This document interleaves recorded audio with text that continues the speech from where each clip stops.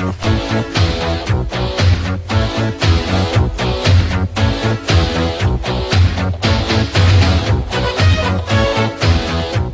freak tornado hits Central Park one day. Egon doesn't believe it's a real tornado, and his suspicions are confirmed once he gathered some PKE readings. Unfortunately, he gets too close to the tornado and is about to get sucked in. Peter and Ray try to save him, but they end up getting sucked in as well. The three Ghostbusters end up in a place called Boo York. A ghost version of New York, Boo York has everything that New York has. Tall buildings, the Statue of Liberty, and of course Ghostbusters. Excuse me, I meant to say Peoplebusters. The Peoplebusters are similar to the spectral Ghostbusters from the episode Citizen Ghost. Both are ghost versions of the Ghostbusters, and both want to eliminate them. There are, of course, differences between the two. The first difference is their reasons for wanting to eliminate the Ghostbusters. The spectral Ghostbusters want to be the Ghostbusters, but in order to do that, they need to eliminate the real Ghostbusters. The Peoplebusters, on the other hand, have no special reason for wanting to eliminate the Ghostbusters. They are simply ghosts who bust people. How they bust people is also different. The spectral Ghostbusters have proton packs that would likely kill anyone who gets hit by the streams. The Peoplebusters use green slime, similar to the slime blowers from Ghostbusters 2. The slime is harmless, but it is able to trap the Ghostbusters. The Peoplebusters also have their own containment unit, which they keep many of Boo York's accidental visitors, like Amelia Earhart and Jimmy Hoffa. It's also a surprisingly pleasant place to stay. I can think of worse places to be trapped at. The main differences are their appearance. The spectral Ghostbusters just look like ghost versions of the Ghostbusters, with their original uniforms and proton packs. The Peoplebusters, however, have their own unique look. Peoplebuster Egon is a skeleton with a long face, red eyes, baggy clothes with a hole in the side and the arm. He also has a tentacle as part of his hair that can actually eat a fly.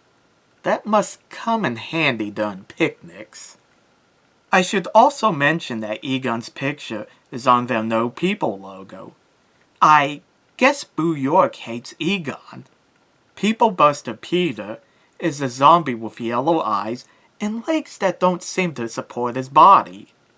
Peoplebuster Ray is similar to the Frankenstein monster, in that he is patched up with different body parts. He has a hand for a foot, glowing red eyes, and he's extremely fat. He is so fat that the zipper on his uniform doesn't go up. It's interesting that the animators decided to make him so fat.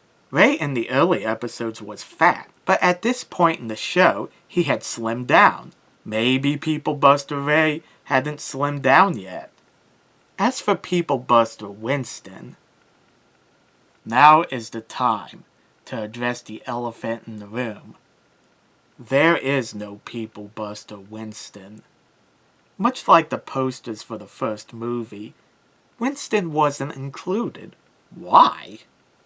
One explanation would be because Winston didn't go to Boo York with the others, but that's immediately disproven when we see Janine at the Peoplebuster headquarters.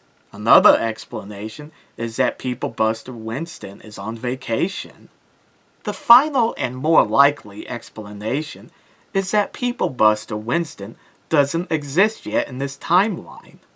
There's also no Peoplebuster Slimer, unless that octopus thing in the fridge is supposed to be him. While Flipside has always been my favorite episode, it's always bugged me that there was no Peoplebuster Winston. Apparently, it bugged other fans, as there have been a lot of fan art of what he would have looked like. IDW did a storyline where the Ghostbusters encounter demon versions of themselves called the Collectors. While they're technically not the Peoplebusters, the Collectors do share their appearance. There's even a Collector Winston. He sure looks demonic, doesn't he? For a while, this was the closest we got to a Peoplebuster Winston. Until Ghostbusters the board game came out. The game has extended packs you can get, including one with the Peoplebusters. And guess what? Winston is among them. He looks exactly how I always pictured him. With those yellow eyes, purple skin, and skinny body. The one we have to thank is Ghostbusters comic artist Dan Schoenen. Thank you, Dan Schoenen, for giving us Peoplebuster Winston.